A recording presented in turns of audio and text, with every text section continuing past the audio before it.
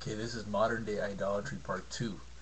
Alright, we left off talking about how Paul exposed the silversmith, and the silversmith went insane because Paul was destroying his livelihood, and the people realized in the fear what it meant to walk in the fear of the Lord. The fear of God came on them, and God by His grace gave salvation to many people through that experience by Paul exposing Satan's subtle idolatry and mockery of God, and what provoked God to anger and made Him jealous for His people, you know.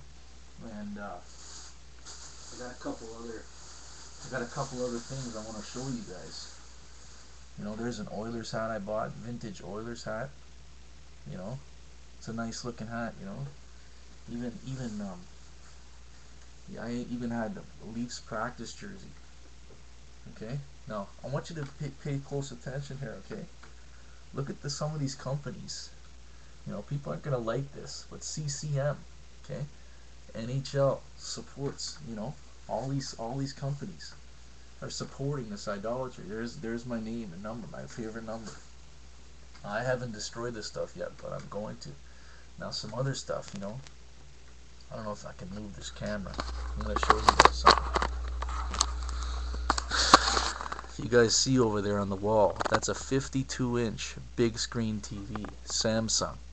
Okay? I had that set up on my wall. If you can look on the back,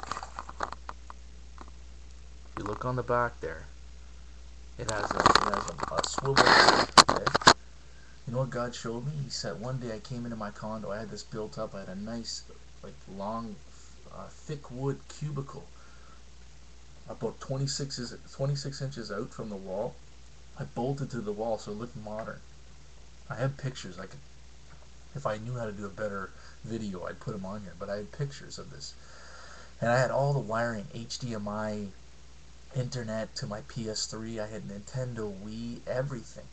And God, one day after my wife left, I was in the condo and I was seeking God diligently every day. And all of a sudden, one day God spoke to me. He says, "Look at that."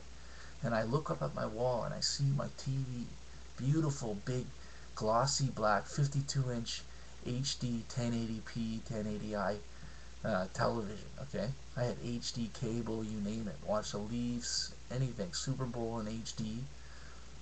When God says to me, He says, "Look at that." He says, "What is it?" And I said, "It's a TV, God." And He goes, "No, what is it?" And I said, "What are you talking about?" And He says, "You know what you did?" And I said, "What?" He says, "You built yourself an altar to false gods on your wall." And it just smacked me upside the head, man. I was like, whoa. And then God started showing me about King Hezekiah in the Old Testament. You know, God showed him about the idols, and they went and destroyed all their idols and put them through in the valley. You know, how they had made these altars to false gods, and they didn't even know they were doing it. You know, in the imagination of their heart and everything else. And you know, the word worship, when we say we don't bow down and worship these things, these little Royal Dalton dolls and these graven images and all these toys like Transformers and all these things in our culture. You know, like I used to have D&C Shoe Company, DC Shoe Club Company, and you know, I used to have all these brand names and stuff like that. And God was showing me if they use idols, how do they promote their products? You know, is it godliness? You know, and all these big companies, they have a monopoly and a chokehold because they appeal to our flesh. They take the easy road and they appeal to our flesh, which it's we love them. And then all the people who run their businesses with morality, and they don't use graven imagery and all these things, and idolatry and sexual innuendos and all this stuff, they lose out because they don't appeal to our flesh. They don't catch our eyes, the lust of our eyes, the lust of our flesh, you know, and the pride of life, you know, and it's just unbelievable, you know. And so God really put it in my heart, you know, and I said, I love the Lord, you know, and I'm ready to do this. I'm keeping this television. I haven't watched my TV in over a year since God spoke to me, and that thing's worth like $3,000. And God said to me, He says, I said, well, I was like wrestling God, and I was like, God, what should I do? And I was like, oh, I'll go and sell it. And God's like, why were you going to sell it? You going to sell your idols? You going to sell your idols to someone else, and then they become their idols? He says to me, he says, you need to destroy that stuff. You need to destroy that stuff. You know, he says, am I not worthy of that? Of that? Am I not worthy of the sacrifice? You know, and I was frustrated too. I was like, God, why did you let me spend all this money on all this stuff and other people, and you didn't expose this to me before? But you know what? I don't think I would have ever been able to receive it at that time. You know, and it also has to do with seeking God's face. You know, he rewards those who diligently seek him.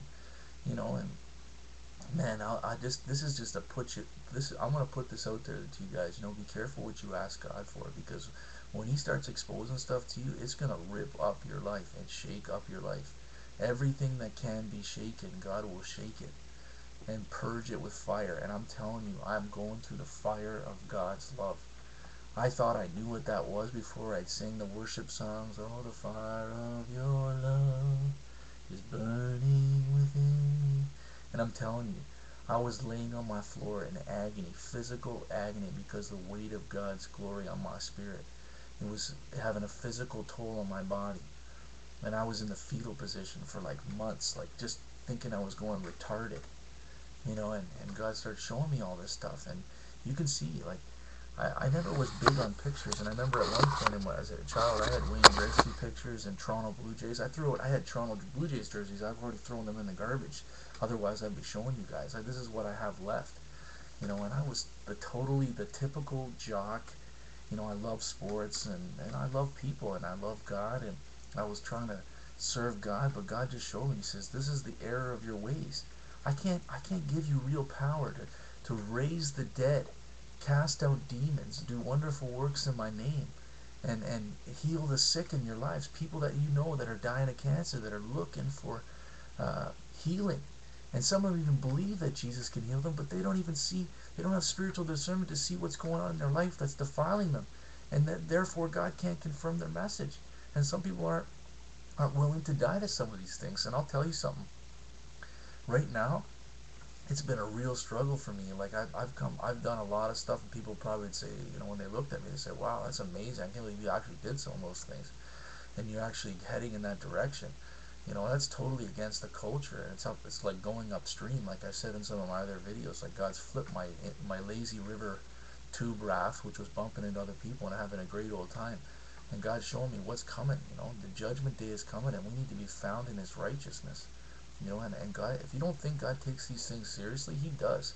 And you know what? I'm not going to sit there and say to you that they're going to take away your salvation, but you know, we need to really be serious about them, because God is a jealous God. You know, and idolatry is the second commandment, and it's actually tied into the first commandment.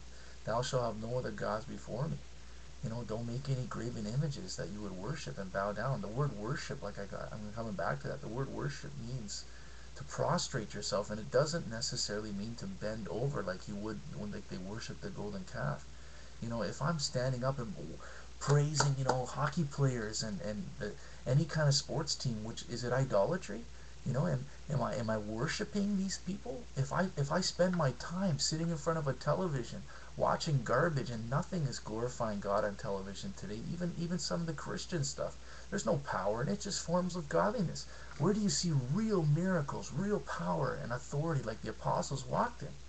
You know, this is what God's showing me. You know, the only way to get to this place is we gotta die to ourselves. If we want to see the power of God, it required. To much is given, much is required. You know, and I can sure talk the talk right now. And trust me, brothers and sisters, I humbly come to you, and I'm only speaking this in boldness because it's the Holy Ghost in me. You're seeing in real time evidence that that Jesus is real and God is real. He's speaking out of my mouth right now.